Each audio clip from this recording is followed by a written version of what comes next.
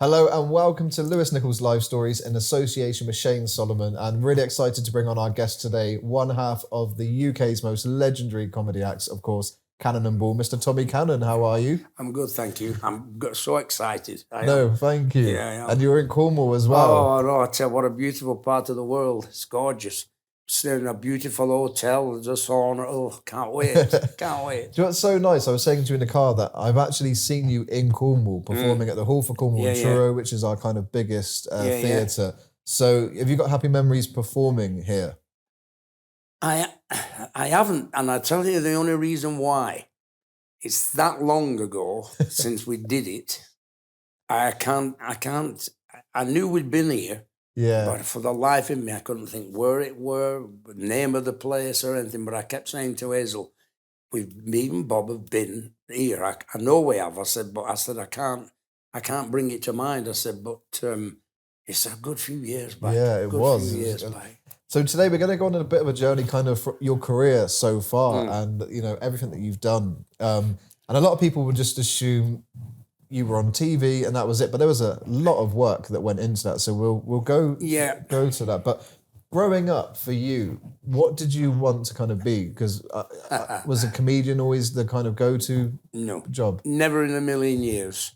When I was at school, I had dyslexia, which in them days, nobody knew what dyslexia was. So when you're in the classroom, I always remember Mr. Boyer, who was a huge, big man, school teacher. And when he started the class, he said, Derbyshire, get to the back of the class, you're thick. But that's simply because they didn't know what dyslexia was. And so I learned nothing at school at all, apart from football and cricket. Rugby I tried, got a shoulder dislodged, that me done with that.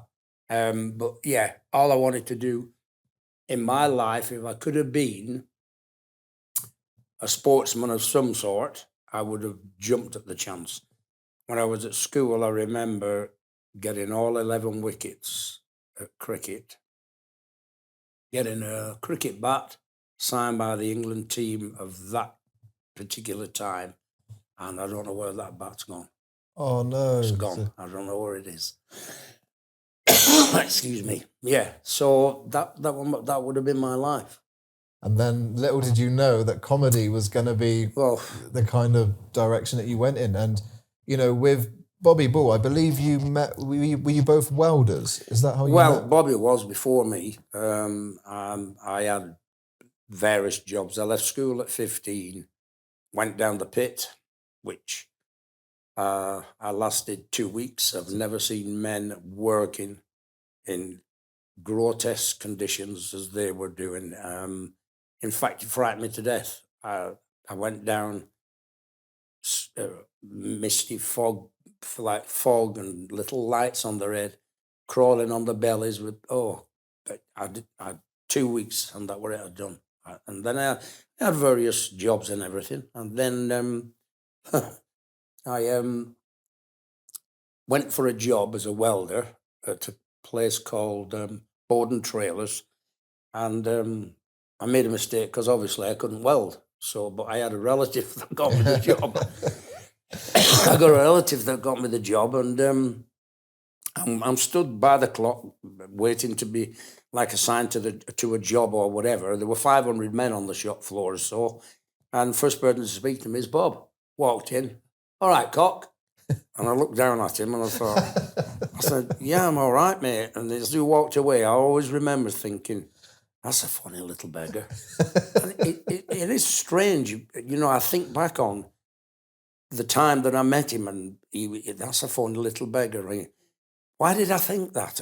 And as time went on, I'd been there about 12 months, I think, working. And this suddenly come up to me, he said, Tommy, I said, what is it? He said, do you want to make a double act? And I looked, I said, a what? He said, a double act. I said, what are you talking about? He said, Hurricane Ernie. And, I said, no. And I said, no, do I hell? Oh, he'd gone away. I don't know, another 12 months, 18 months or whatever passed. Came back. I saw him coming up.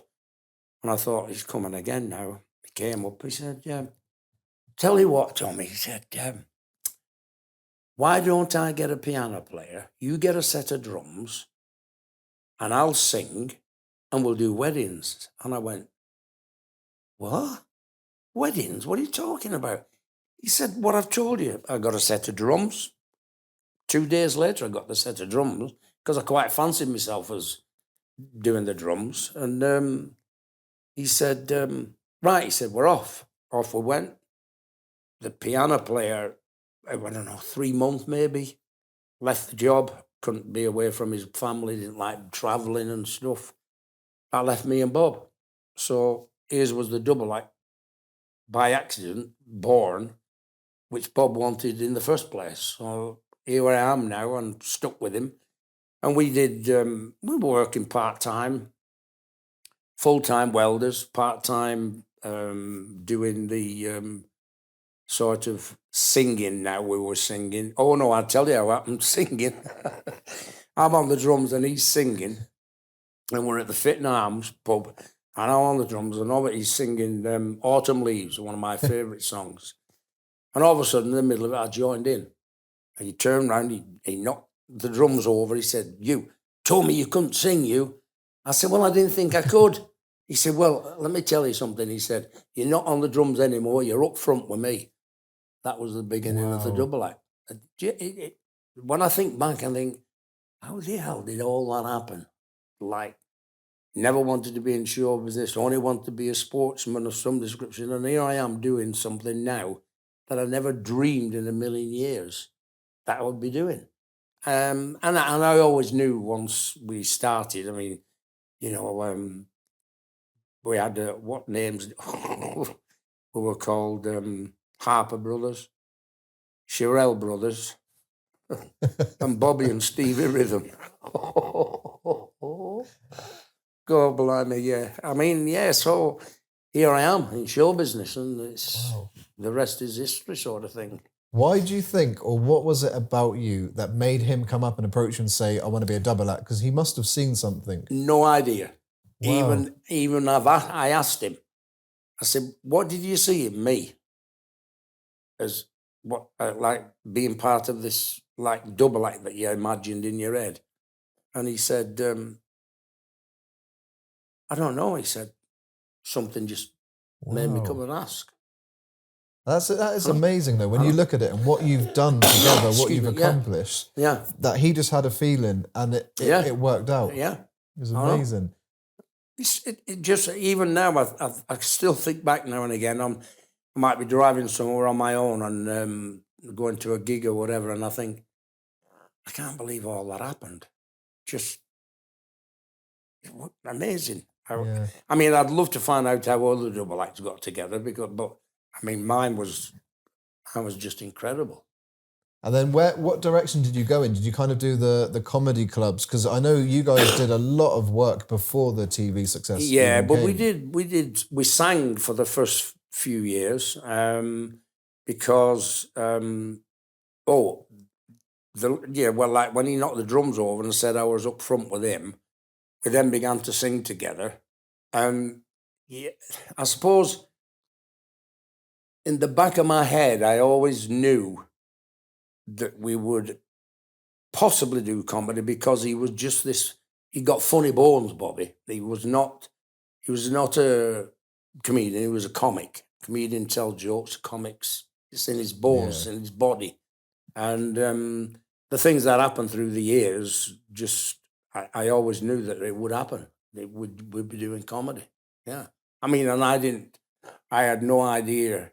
You know, I knew Rick and Ernie. And don't get me wrong, every now and again, when I was 16, 17, Elvis Presley, yes, I'd stand in front of the mirror with a airbrush thinking I were here one for them, like I was Elvis. Yeah. But that was only imagination for me. So, yeah, I mean, it's been a miracle. It's been a fabulous ride. Where did that transition then from kind of the clubs and the early circuit to television? When was that earliest opportunity for you? Well, we got onto remember Opportunity Knocks? Yes. Well, Opportunity Knocks in them days was the thing to audition which because you knew if you got through the audition, you were on telly. So we go down to this place, and I don't know where, I think it was in Manchester, I'm not sure. But we went down and we walked into this room, and it was full. I mean, there were hundreds of people there waiting to audition.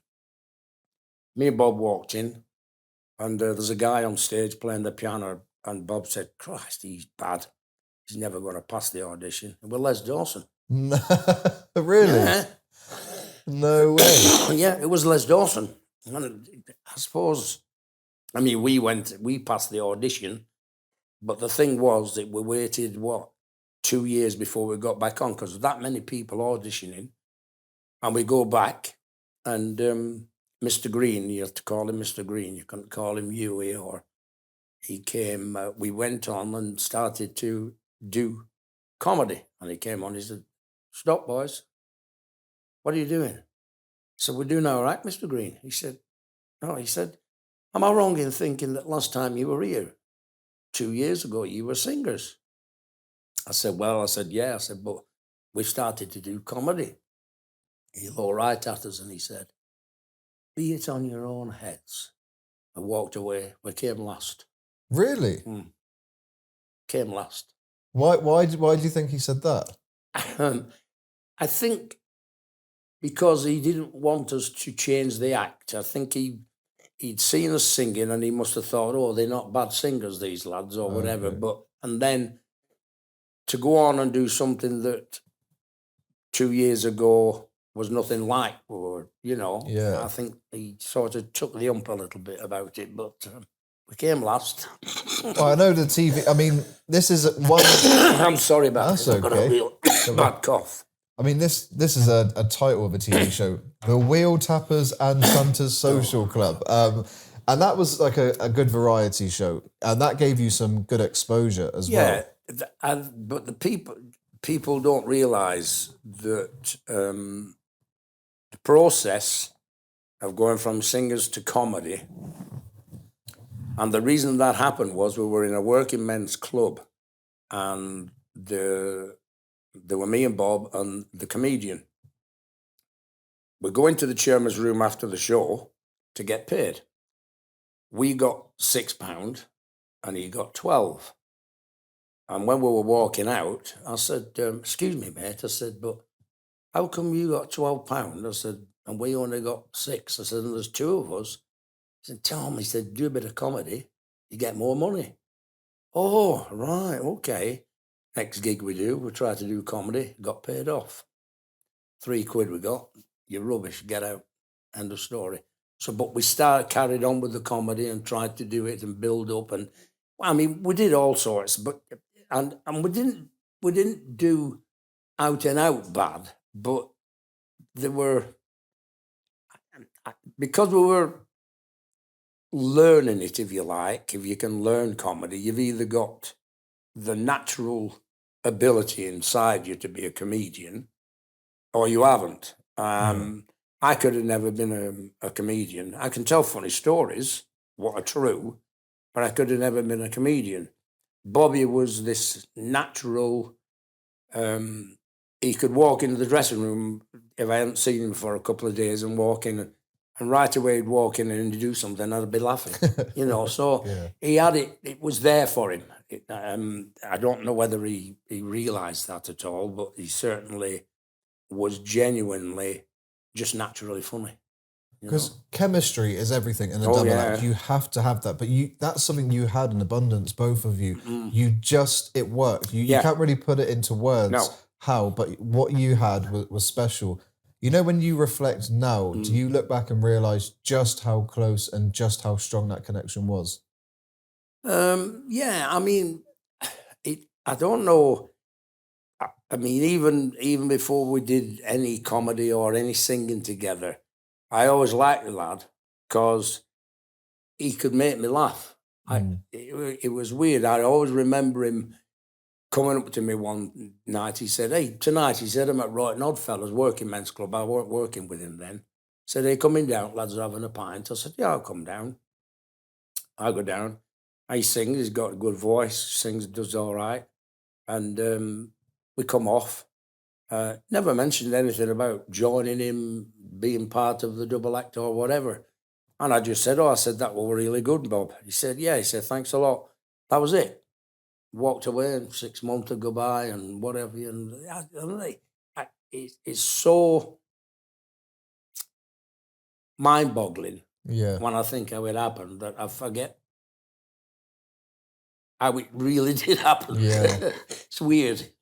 Another big opportunity was Bruce Forsyth's The Big Night In. So I wanted to go through how that opportunity come about, because I know you filmed a lot, but then it was kind of taken off. Yeah, the press got hold of the story. There was a strike at the LWT studios, and it all got thrown out the window. I can't forget. I can't remember even now what the press said, but the press made a real story out of it, And we thought we were never, that were it. We thought that's it, it's over, it's all done now. We're not going to get back on telly, and we're not this and that or the other. But I don't know. I think you go along in life. I would have been very happy just singing. It would have never bothered me, but I knew that was going to be impossible, just because of his mannerisms. Everybody used to think he were about 4'11" because he used to bend his legs, put his hand on his hip, and shrink, and he dropped down about 3 or 4 inches. So, of course, made me look 6 foot, and it was just everything about him, the way he walked. I can't tell you what a funny lad he was. Mannerisms, the way he talked, this thick Lancashire accent that we both have, I can't say that I ever had a time when we didn't enjoy what we were doing. And lots of people said, oh, well, you fell out and you did this and you did that. After 59 years together, everybody has a row. Yeah. Everybody falls out. But you make it up. You don't say, oh, that's it, and get out of my life because you've had a row or whatever. And, of course, I remember the press, what was it? We went to the Glasgow Empire, and I remember the dressing room floor being quite dirty. And in them days, I used to wear a tuxedo. And Bob wore this big black baggy suit, so it didn't matter for Bob's suit, but mine had to be immaculate because I was that character. And I just said to the stage manager, can you get us a bit of newspaper? I said, I'm going to dirty my trousers. He said, yeah, of course I can, Tommy. He got the newspaper down. Following day in the Glasgow press, Tommy Cannon demands new carpet in the dressing room. Oh, completely twisted it, yeah. You mentioned just previously there, every double act you have a fallout. You work so closely together, and there was a period of time that it was reported that there were tensions in the sense of you didn't talk. Was that tough to work so closely with someone but kind of have separate dressing rooms or not have that friendship that you had? Well, we never had separate dressing rooms. Oh, yeah, we did once. I tell a lie. I stopped smoking before Bob. We both used to smoke.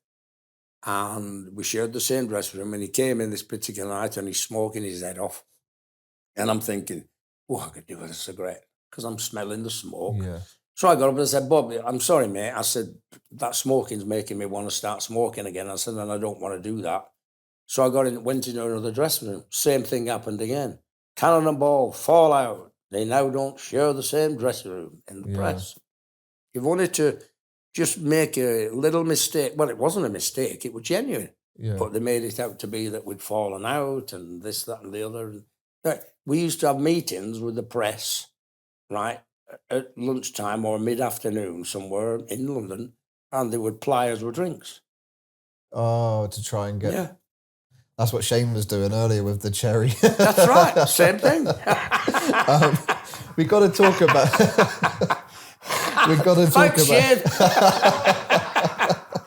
We've got to talk about the Cannon and Ball show because, especially in the 80s and the 70s, to get your own flagship show was huge. That's when TV was massive. Yeah. For you, getting in this by chance, essentially, to get Yeah. such an opportunity, were you like, this is surreal? You know, prime time show, Cannonball show. Yeah, I never ever. I don't think I ever believed how true it was. Because, like I say, and I know people might think, oh, no, he's just saying that because of whatever. But to be into show business, to go into it, was a miracle that happened. But to get the success on top of that is like, wow, where the heck did that come from? I'll tell you a story. David Bell, he's passed away, bless him now, was head of LWT. And we did a place in Scotland. There was a Scottish singer, really big in Scotland, never came to England, and he was a brilliant singer, and we supported him. And we come off after we'd done. It's a guy in the wings and leaned against the wall, and he just said, "Well done, boys." That were it. 7, 8, maybe 9 years later, we're in LWT studios signing our first contract, and we sign it, and as we look down the corridor, this guy's coming up. And Bob said, "We know him, don't we?" And I looked and I said, "Yeah." I said, "But," I said, "Is that the guy that was stood in the wings?" I said, "When we came off stage, the guys," he said, "Yeah, that's him." He walked in, he said, "Hello, boys. You remember me? David Bell, head of LWT." Wow. Now, What a moment. now you've got to think that was always meant to be, Yeah. because it just happened. And you just go, wow, what's happening? What's going on? What has made somebody get us and put us onto TV and 20 million viewers every Saturday night? You would never get those viewing figures now. No. That's No, unheard of. No, it's unheard of, yeah.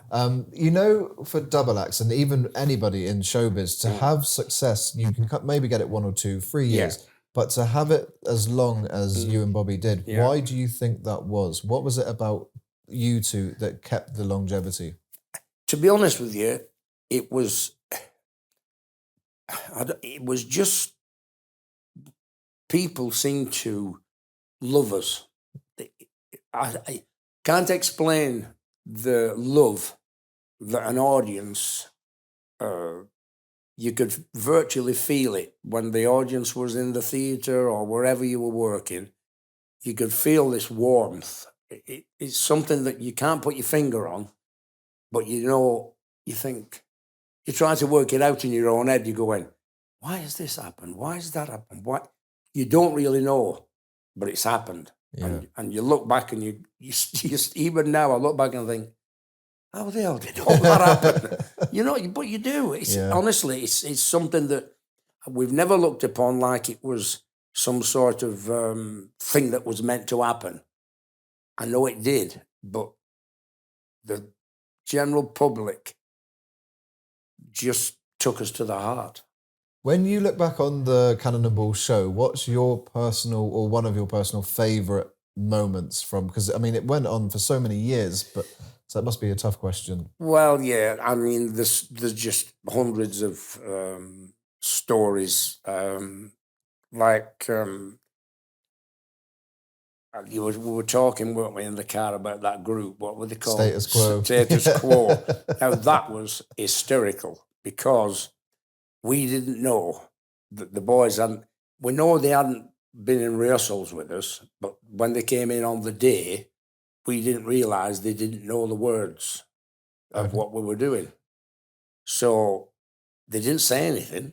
And so we start to do this song and this sketch and stuff. And they're at the back of us. And every time they have to say anything, they're doing that with the guitars, just turning them forward. And I kept thinking, why are they doing that? And then all of a sudden, it dawned on us that they hadn't learned the lines and they were looking at the lines before they started to speak. So it would delay and everything. Well, Bob got his hair off. Oh, my goodness. And he did all that headbutting. He was half an inch away from headbutting him. I thought it was part of the act, but No. that was genuine. No, it was genuine. Oh, it was genuine. We had another kid, rock and roll singer from, what's the name? oh, God, blimey, I can't think of his name now. Little Richard. Little Richard.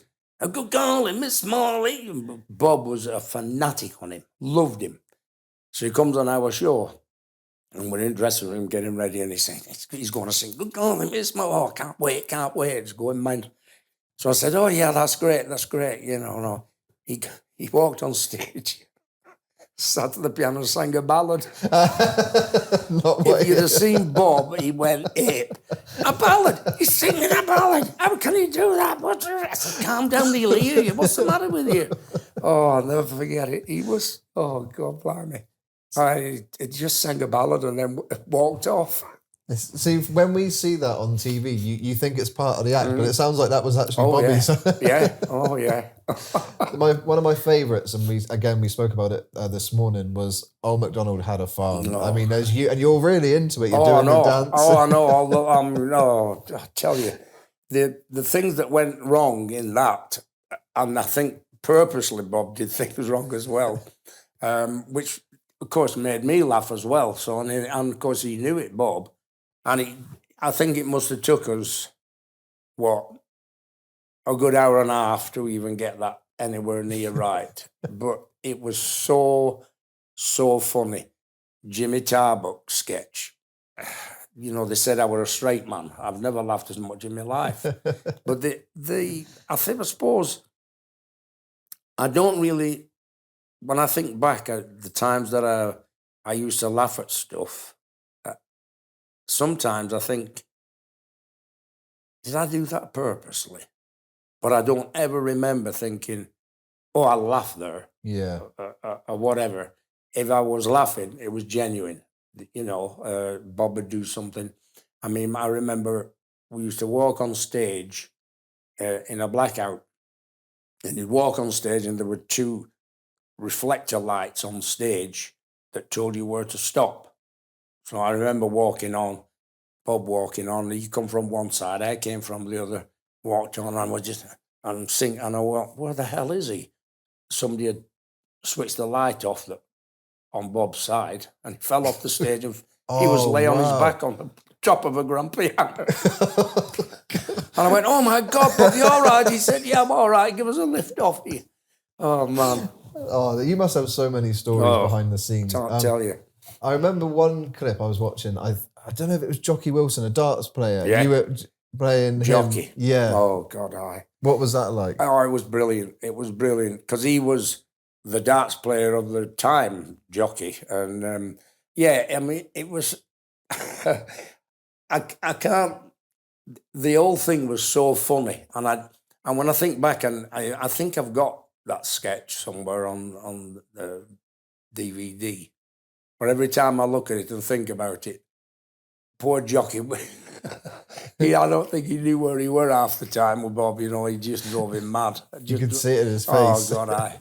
And I loved the plane sketch. I mean, that was just hilarious. The seats, the drinks. Oh, man, that lady, the elderly lady, was wonderful. She was great. I mean, she got wet through with drink and water and stuff and all that. And I had that put into my show, what I'm doing now, the plane sketch, because I weren't in originally, and for some reason I was going through sketches that we'd done, and I saw this, and I thought, oh, I got to put that in. I got to put that seat. We're going bang, bang. I don't know how the hell I didn't get knocked out. Yeah, it was a good sketch, yeah. So with the show, this went on for so many years and was so successful. Why did it then come to an end? Was it your decision? Was it the TV channels? No, it was, what was it now? A guy came in and got all the northern comedians of the time into a room and said, you're all fired. And we were getting 20 million viewers. And we all went, what do you mean? Why are we all fired? He said, because people down south can't understand what you're saying. And we got fired. No way. That was it. That was as simple as it was. Yeah. So what happened? And he got a handful of money and 3 months later left and became a chairman of a football club. No way.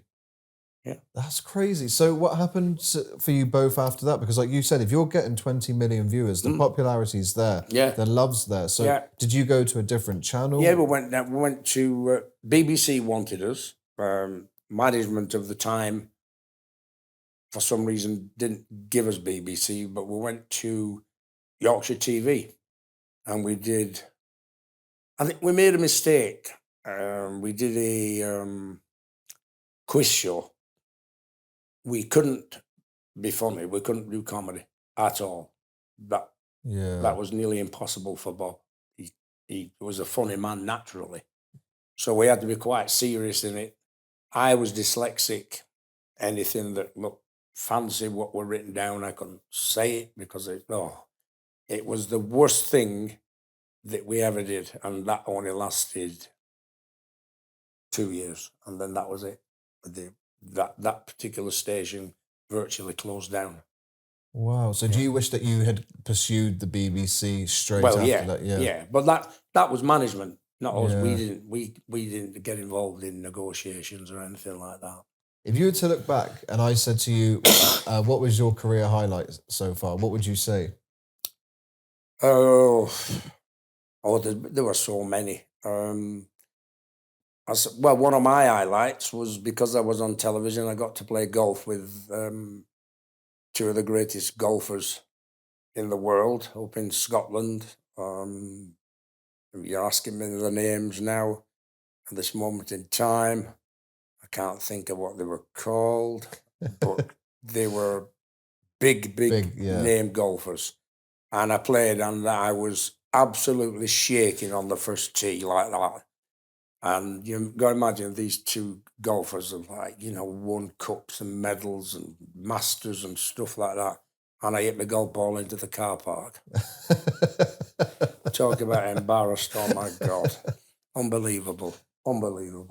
Yeah. Do you know what I love with Cannonball Ball? It's almost like the mischievous little brother and the sensible big brother that's just trying to say, come on, can you do what I'm asking you to do? It is. That works, and you played off each other so well. I went to watch you live, and I was very young at the time, and I found it funny. And people of all ages, when comedy is so true, everyone loves it. That's right. It's true. Yeah.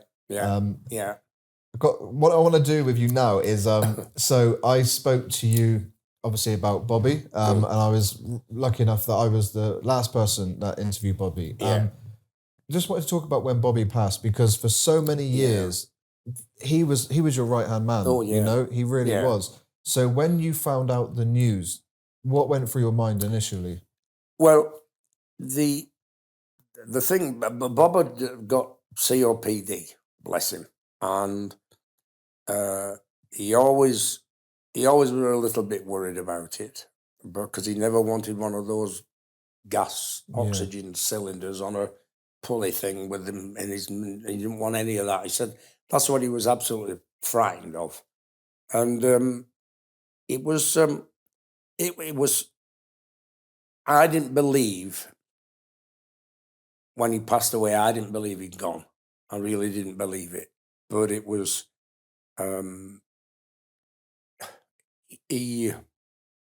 When we were at the Viva nightclub, and he came in with a mask on for the first time during COVID. And I had a bit of fun with him. I said, what are you doing, robbing a bank? And he said, no. He said, I'm all right, Tom. He said, just a bit off. I said, oh, all right, mate. And I don't know. I had a feeling there was something more than that. And I don't know, partway through the night, you had to be there at 5 o'clock and for rehearsals, but we didn't go on till like 9 o'clock at night or something. And I remember him saying to me, Tom, where's the toilet? And I said, Bob, what do you mean, where's the toilet? We've been here half a dozen times. The toilet's down the steps, turn right, it's on your right. Okay, he went down, came back. A couple of hours passed, Tom, where's the toilet? I thought, this is not right. So he goes down, I said, down the step, right, he went. Halfway through the act, he sort of drifted off what we were doing. And I grabbed him like that and said, oh, Tommy, you got my skin. Them always used to say that. And I thought, he's right now.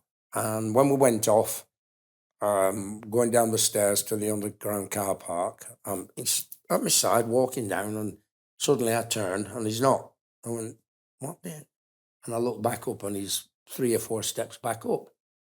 And I said, you all right, mate? He said, no, I said, I'm struggling a bit, mate. I said, give me the guitar and your suit bag. I said, hold on to my arm. I said, we all walked down and put him in his car. Didn't drive off myself. I waited till he drove off because I thought if he's not going to drive, I'm going to take him home. And he drove off. I thought, oh, he's okay. Following a couple of days, I think, passed, and find out he's in hospital. And can't just remember clearly how it was, but on the Monday, he FaceTimed me. 6 nurses round his bed.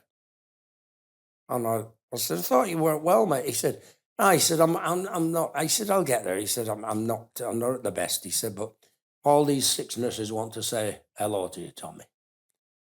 He said, hiya, girls, and all that, and that were it. And then, I don't know, I think it was only maybe 10 days or so, I can't remember. And his son rang me up and said, my dad's passed away. And I went, what? He said, he's passed away. I said, oh my God. And my world collapsed instantly. Once, because I knew I couldn't go and see him because of COVID rules. 2, when he was, I couldn't go and see him in the open coffin because of COVID rules. On the burial day, I said to Hazel, we go in regardless. I'm not caring what the government have said we can and can't do. We've got to go to the church, which we did.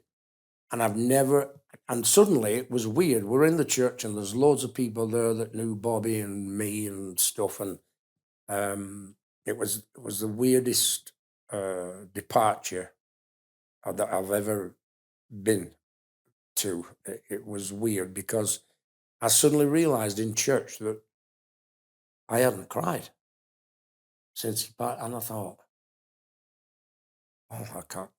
Is that right? We're trying to bring it all to my mind. And suddenly I saw the coffin coming down the center of the church. And it was then I realized they weren't coming back. And I broke down and cried. Oh my God. Good job Hazel were with me because she calmed me down, and, but yeah. So that was a pretty sad time in my life. And I'll never forget that day. I remember doing a TV interview in a hotel room after Bob had passed, and they wrote this script for me. And I never used to call him Bob. It were always Bobby. The script had Bob. And Hazel were with me. And I couldn't do it. And she said, stop. Let him say it in his own words, not what someone else has written, because that's not right.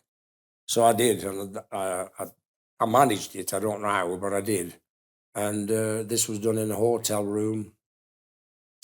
Nobody at the hotel because everybody were on COVID cover-up job and stuff like that. So yeah, and I often think about that particular day. But I suppose I also work with his 2 sons now and again, and his 2 sons are fabulous. And I look back and I think, God blimey, what a career we had.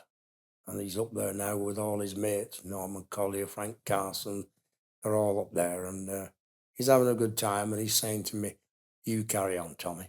Carry on with the legacy. When you since have gone on and performed and done your shows, have you felt his presence? Oh yeah, there? Without a doubt. Yeah, without a doubt. I did 2 pantos for a friend of both mine and Bob's, a girl called Leah Bell, who we met in 1976 in Jersey. and she promotes and produces her own pantos and stuff. And she asked me would I do one, and I said no. Then I went and saw a show that she'd put on, and she come up to me, she's about this big. She said, "You made a very big mistake." I said, "Sorry, you made a mistake." I said, "Why?" She said, "Because you're not doing my pantomime."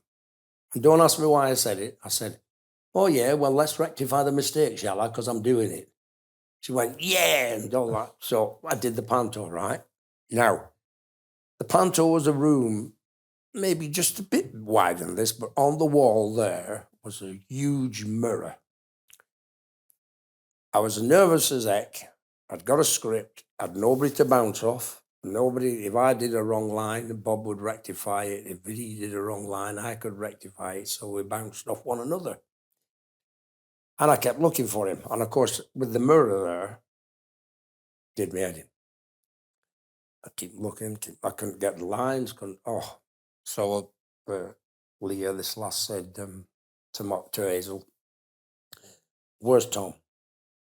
She said, I know. She said, "But he will get there. He'll get there." I did get there, but it took such a struggle. And on the opening night, I walked out and the audience stood up and gave me a standing ovation, and I broke down. I went, "Oh my God, I can't believe they've done that after all the struggle." And yeah, so it was a very emotional time. He still is now. And again, even when now I think about things, I go to a theatre that me and Bob have done before, and I think, if only he was here, you know. So yeah, it's never ending, and in a lot of ways, I always wanted to be at the back of my mind because he was such a funny lad. He had something in him that a lot of people don't have, especially in the comedy world, and yeah, and of course he got me into it. Yeah. Pestered and mithered me to death and got me into it. Well, do you know what I'm going to do for you now? Because Bobby, we did the interview, and one thing I did, I always remember, is I quizzed him on his own career. Right. Which he didn't know any of the answers, and he asked his wife for the answers. But he loved it. It was a lot of fun. So we're going to ask you 10 questions, which is all about you and your career. And we're going to see how well you do. So the first question is, how many episodes of the Generation Game did you appear?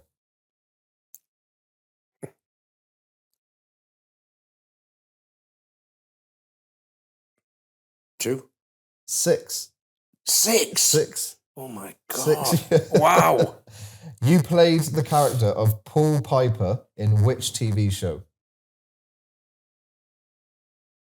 God. So it was a long-running series. It's no longer on TV. I've got no idea. Heartbeat. Oh. That's a long while back. The next one. How many episodes of Last of the Summer Wine did you appear? 2. 3. This is going the same way it did for Bobby. You both appeared in one of my favourite shows, Coach Trip. Yes. Which is brilliant. Yeah. What year did you appear on the show? Oh.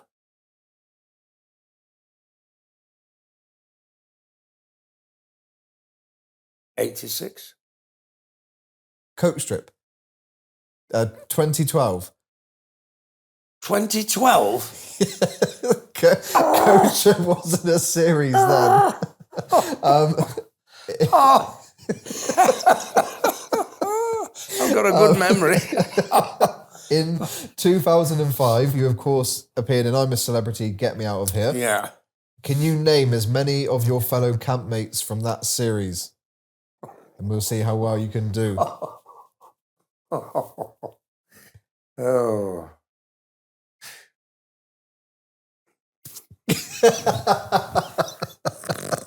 Who are you in I'm a Celebrity, Get Me Out of Here with? I mean, you've got quite Bobby. a few. You can... Bobby.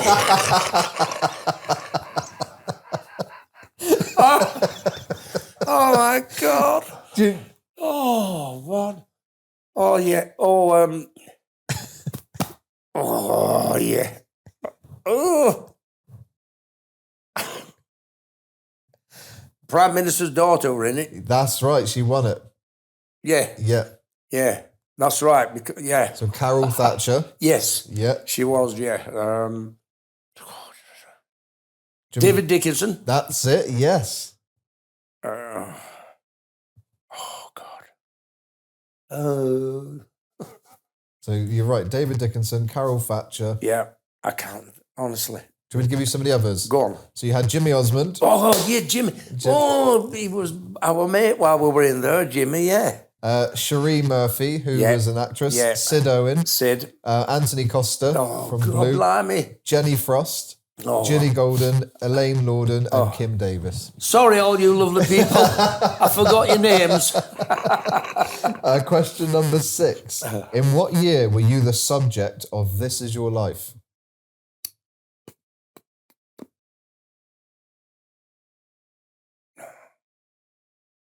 Towards the end of the 80s, that would be.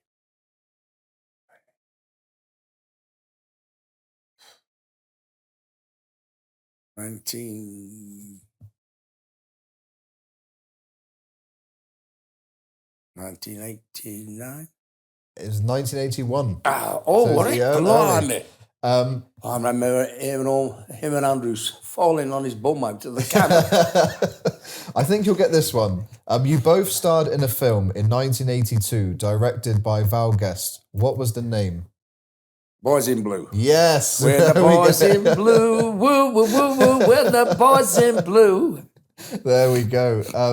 What profession did you play in the series Not Going Out?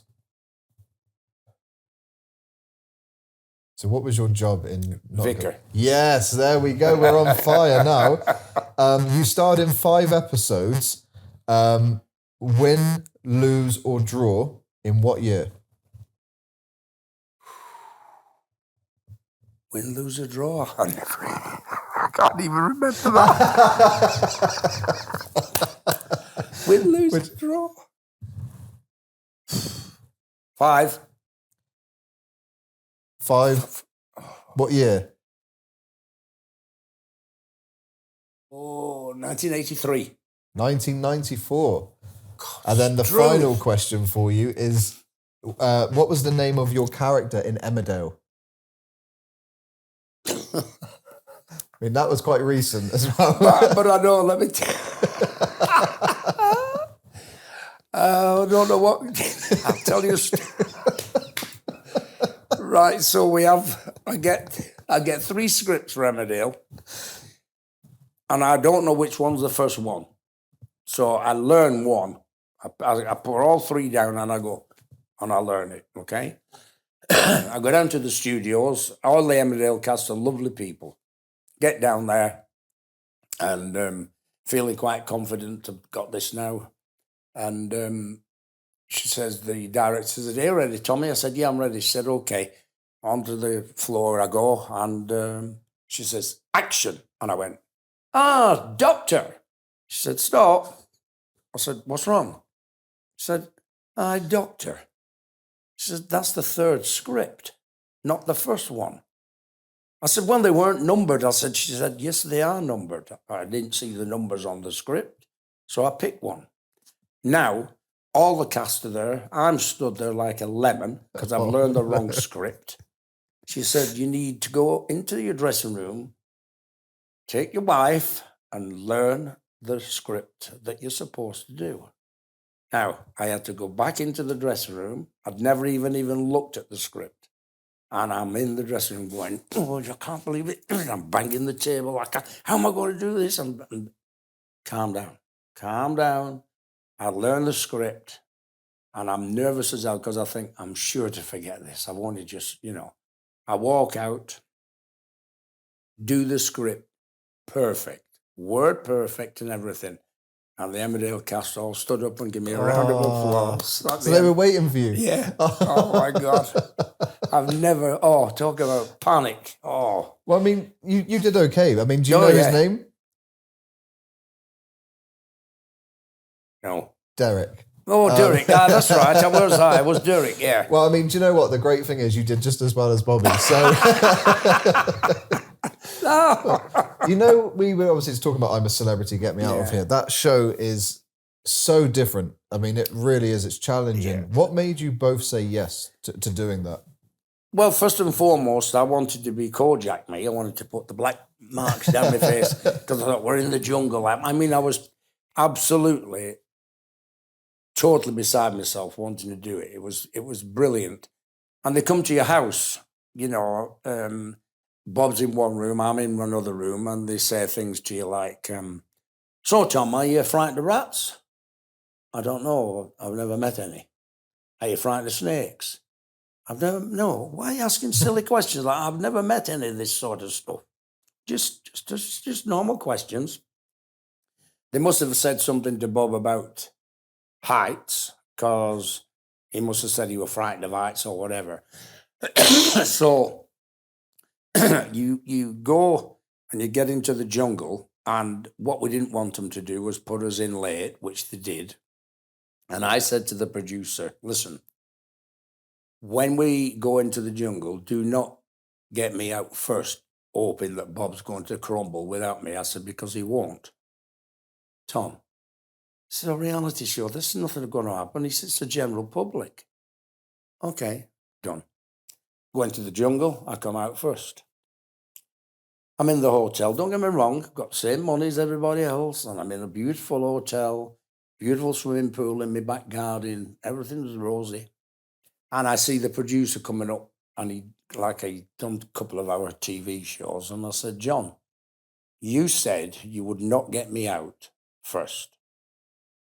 And I said, "Well, I didn't say that. I said it was the public vote." I said, "Yeah." I said, "But," he only went, "Tom, it's a reality show." Wow. So I said, "Oh, I see." So I tell the public now when I'm on stage, I tell them, I said, "Don't always think your votes are going the right way." I said, "Because sometimes they're not." Twist it to benefit Well, them. Yeah. yeah. We've spoken a lot about obviously the past projects, but I know you're very active and you're working on some really exciting stuff, including your book. Yeah. Which, you know, I've always been fascinated because you've got years and years and decades of stories. So Yeah. to have to narrow it down for one book, talk us through the process and how long this has been in the works. It's been going now for at least getting on for 5 years. I don't know, COVID came and stuff and all that, and things got all sort of muddled up and everything in life. But I've only just only last week actually, before we came, we read through the book, me and Hayes, my wife, and I have to tell you, I couldn't do anything without that girl behind me. She's fantastic. And I have to tell you, we read the book, and you know, I thought, wow, that's really good. It's really, really good. So now what's happening now is we've got a photographer who, like I've told you, Jane MacDonald, he does all her pictures and stuff. He's a fabulous photographer. He's doing the front and the back pages, and we're already got the photos to go in the book. So hopefully, fingers crossed, certainly towards Christmas maybe it will come out, and all being well. I don't know what you are and not allowed to say. Have you got a name of the book yet that you're allowed to say? No, because first of all, it was called Out of the Shadows, and I didn't want it to be called sort of that. It's a bit wrong somehow. Yeah. But we've had various titles for the book. We're still working on the title. Luke came up with a couple of good ideas, but we've got maybe about 5 names in the hat. So we're going to see which one. Yeah, we'll see what. I wanted to ask you, where did Rock On Tommy come from? It was strange because Bob used to wear a baggy suit with a big belt on. That in the early days of my career is what your dad used to belt you with, and he had it round, and his trousers used to keep slipping down. So I said, "Get yourself a pair of braces." I didn't tell him to get red ones, but he got these braces. So we're singing one night and doing it, and he's like that. Not like that, like that. I said, "What the hell's up with you?" He said, "Tom, you don't understand." He said, "These braces, they're like a brass strap." He said, "And they keep falling off my shoulder." I said, "Oh, okay." So he then, a few weeks passed by, and he came in on stage this particular night, because I used to go out and start singing a song before him. And he came out and he went, "Whoa, rock on, Tommy." And I went, I stopped singing the song, because he'd never done that before. I thought, "Man, what the hell was that come from?" So after the show over, I said, "All right." I said, "Where's the Rock On Tommy come from?" What? He said, coming down in the car, he said, "David Essex has sung a song called Rock On." I said, "Yeah." He said, "Well, I just thought I'd throw it in." And that's what he did. From then on, I would call the whole country, call me Rock On Tommy. And it's stuck. That's that it. catchphrase Yeah. become... Yeah. And also, the Together We'll Be Okay. Obviously, when you sang that, it's a really nice song. It And is. you sing it so beautifully together. And someone actually commented on Shane's social media saying it kind of tells the story of your friendship, really. Yeah. You know? Did you enjoy singing that together? Oh, yeah, it was a great song. That song came from a guy in London called Nigel Hess, who brought 3 songs before we started our TV shows. And as soon as we heard the Together Would Be Okay, there were no questions. I said, "Oh, that's the song for us." And we did it. And it's been with us ever since. And I still sing it now. I sing it now with his 2 sons as well, so it's good. That's nice that you do that together. Yeah, it's good. I know you mentioned briefly there could be a documentary Yeah. in the works as well. Yeah. What does that cover? What's that about? It covers our entire lives. I've already done a 2-day chat to the production company. And it's amazing what people know about Cannonball. They brought things up to my mind that I'd forgotten about and stuff like that, to be in the excuse me, to be in the production company. And hopefully these 2 lads are brilliant. I know for a fact they will get it away, but it's I think, like everything, because you don't understand that side of the business, you think, well, why is that? Why is this? Why is that? I was a guest, if you like, on the Paul Daniels as documentary, because they had me on because Paul worked in our shows when we were touring, and I always used to be stood in the wings watching him, because I used to think, I love magic. How the hell has he done that? And they'd never tell you. And then I had another lad who's done a bit of work with me as well, doing that magic. And you think, that looks so simple, but it's not. And I've got, I tell you now, I've got about 5 bags full of magic tricks that I bought in America, and they're all still in the bag because I don't know where to start. You need to just start with one and I see know, what you can. I know, oh God. And what else are you working on at the moment? Because I know you still do some shows. You do like the audience with type things. Yeah, I'm cruising, doing all sorts. I met Eric's son Gary Morecambe, and he rang up to have a meet with me after Bob had passed away, and he came into the hotel. He wrote a book about his dad, so I met him, and I was delighted to meet him because I was a big Eric and Ernie fan anyway. And he said, "So what are you up to?" I said, "Oh, not a lot." I said, I'm debating what to do. He said, "Debating?" I said, "Yeah." He said, 20 million viewers every Saturday night does not need debating. I said, "What do you mean?" He said, "Get out there and keep the legacy alive." And I said, he said, "Because for the first 15 years, nobody knew all about that." He said, "There's the legacy." He said, "They know about what you did on TV, but they don't know how long it took you to struggling, being paid off, being booed and stuff like that." He said, "That's your story." So I thought, yeah, what a good idea. So there I am. I'm doing that now, and I'm really enjoying it. That's nice that you got advice, because I know you were speaking to me in the car. You actually got advice from his dad years ago. So it's kind of... Yeah. I mean, we met. I never met Ernie, bless him. I'd have loved to have met him. But see, Eric was from Morecambe, and Ernie was from Leeds. So you've got a north and south divide there, you know. But yeah, and apparently, I don't know how true it is, but apparently Ernie was in the business before Eric because he was known as what they used to call a clog dancer. And I don't know if you say, well, what's a clog dancer? I kind of think it's somebody dancing with clogs on. But I don't know what that means. But yeah, and they met, and you know, so yeah, and I suppose they had the same sort of. But for me, to be in show business was a blank. No way were I ever dreamt of going into show business. And look at it now. We're here reflecting on so many incredible memories. Fabulous. Well, Tommy, I cannot thank you enough for your time today. No, you're welcome. I mean, that quiz is. I can't wait to watch that back because, I mean, you said people bring up stuff that you didn't remember. I mean, it doesn't seem difficult now. We brought up 10 things there that. No, thank you so much. I really you're appreciate welcome. it. Anytime. Thank you.